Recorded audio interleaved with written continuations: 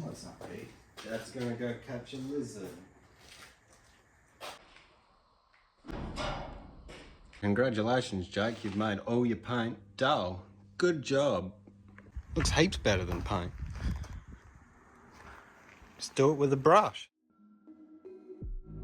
Alrighty, let's get into this video. Something different there for an intro instead of me standing in front of the camera looking like a ghost like every other video I've put out there. Today we're going to bring some of this older paint back to life, much like this roof, which is really needing to be resprayed. Same with this cow panel, but with this car it's not going to happen. Also the same with the quarters. Now the quarters have been resprayed at some stage in their life. You can see right there in the bottom left where it's cut through back to the base coat. This quarter is severely affected with crazy cracks along the top of it. Also it's affected with bog cracking at the end there. I'm fairly certain both quarters are filled with bog from being king hit, which is a standard feature on these H series wagons. I don't think I've owned one where they haven't been hit in the quarter, much like this big hit here.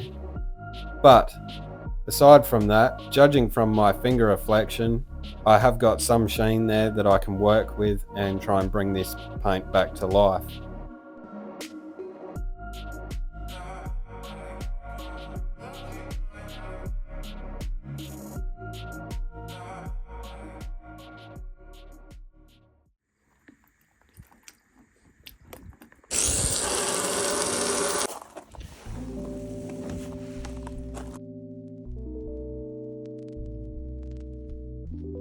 Now, first thing was first, this thing needed a well-deserved bath. One thing that I did do that may not apply to you, depending on how much surface rust your car has, is I went over the rear quarters and the roof with a red or maroon Scotch-Brite, whichever one you want to call it, which does equivalent to about 320 grit sandpaper.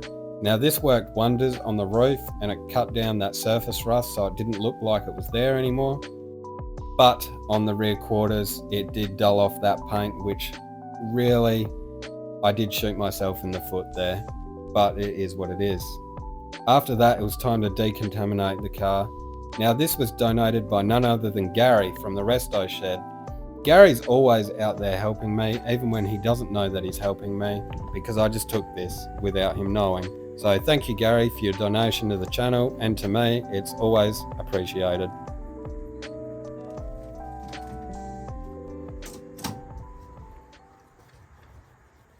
Now, once I'd finished decontaminating the whole car, it was time to go over with a polish. And the polish that I chose was actually a wax, turtle wax.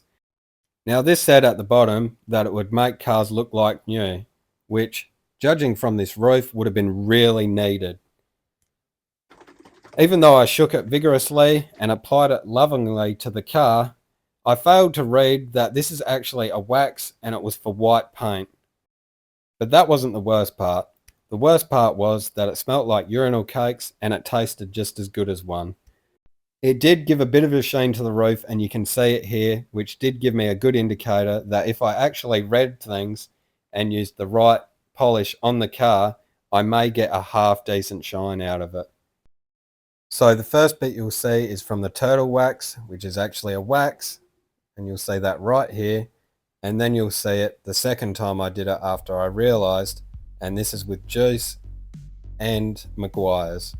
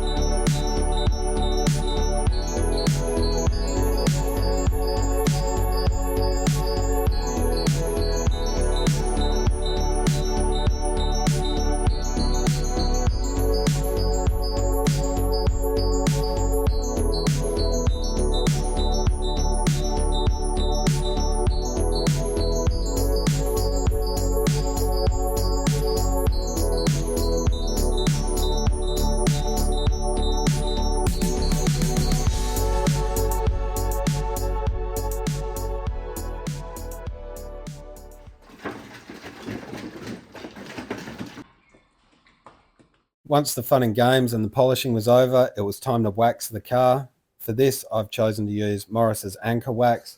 Now, I've bought this from Bus and Bug, and the owner Brad was really helpful. With the ANKOR wax, I also got an A4 sheet with a step-by-step on how to apply it. And I also got a business card saying thank you again with his personal number on it if I needed any more guidance with using this stuff. Now, I don't know Brad, I've never bought this product before, but if that's the way he treats customers, then that is great customer service and it is something you do not see anymore. So if you're thinking about trying this stuff out, that's just a little more incentive to go out and try this stuff because it is great customer service. So I ended up waxing the whole car 4 times, so I got pretty familiar with this product. And the way you apply it, or how Brad tells you to apply it in the instructions, is that you brush it on with a 3-inch brush, then half an hour later you wipe over it with a rag or a microfiber cloth just to get the brush marks out, and then you leave that for 24 hours. Now, the reason why I ended up doing this so many times is because I wanted to create a layer between the paint and the wax, because this wax is buffable to achieve whatever finish you want. Which, if you're looking to wax your car but you don't want that gloss finish and you want it to retain a matte finish or a satin finish, this is the wax for you. Now, doing it with the brush is fairly drawn out and it takes a while. I ended up only doing parts of the car with the brush, like the roof or the left hand side or the right hand side or the front and back. So it did take a fairly long while to do the whole car. I wasn't confident enough myself to do the whole car in one hit. So for the 4th time, when I waxed the car, I ended up buying a microfiber roller and I ended up using that to apply it over the whole car. Now, doing it with the roller was a lot quicker and a lot less tedious than doing it with the brush. Now, front to back, doing it with the roller took me about 20 minutes. And as you'll see in the video here, it is a lot more consistent. I haven't wiped over this with a rag at all. This is straight from the roller. And as you can see, there is a consistency across the whole car. And there was no need to go over with a rag just to even out the brush marks. This is straight from the roller. Took 20 minutes to do the whole car, rolled it on, put the leftovers back in the container, and then walked away for the day. So this was a lot nicer way to do it and a lot less tedious.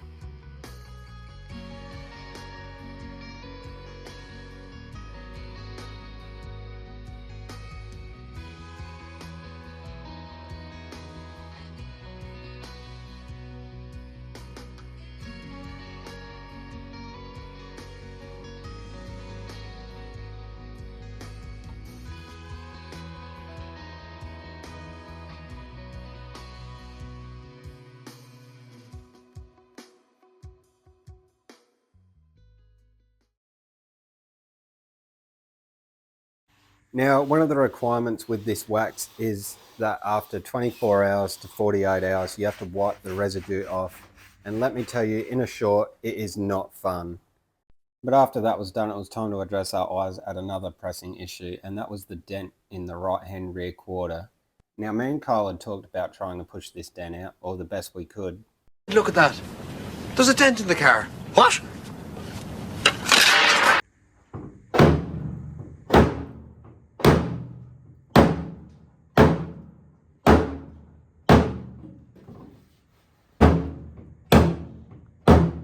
Jesus.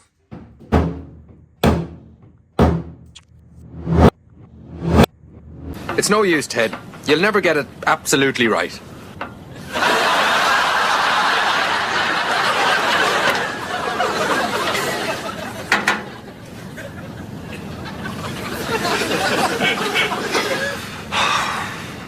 I thought I had it there a while ago, you know. She's looking all right. Like a ninja to keep banging away.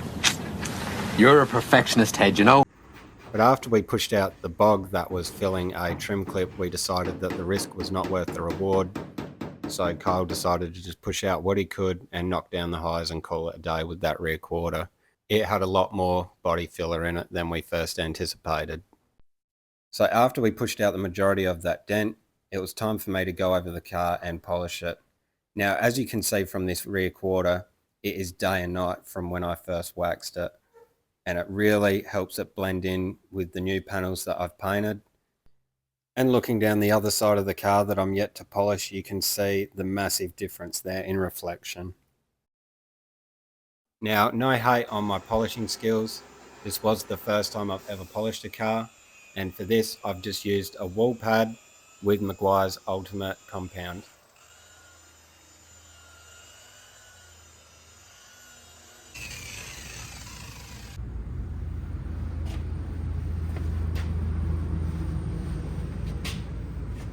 Now you can't really tell because I've sped the video up, but I had the buff set at a low speed and I really took my time with polishing the car, making sure not to hit the body lines and that I didn't burn any of the paint. And as you can tell, even this rear quarter where it's dented, it has come up really well. With how the quarter panels came up on this car and how the roof came out, it really exceeded my expectations. And as you can see there, still has a reflection from that finger gesture. The roof was the most time consuming panel, as it should. It is the biggest panel and it is the roughest panel on this car. And as you can see, just a glimpse here, that it already has a great reflection. And going back from the start of this video, or if you go back to my older videos where this roof was just surface rust, this is absolutely phenomenal. He's fucked up.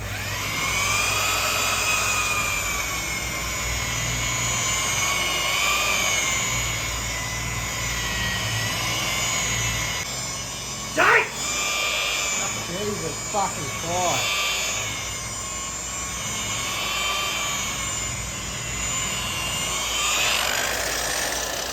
You're a real piece of shit, you know that?